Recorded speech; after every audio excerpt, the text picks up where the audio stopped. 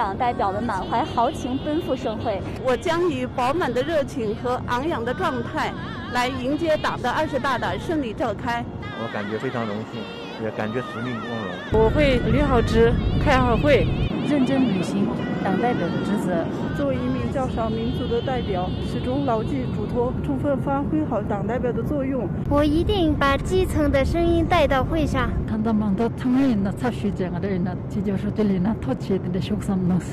的20大召开在即，我们对未来充满了期待。时间15点30分，我市代表顺利抵达了首都国际机场。非常荣幸，我能代表我们落巴群众来参加那个20大盛会，集中精力开好盛会，确保将大会精神学深悟透，入脑入心。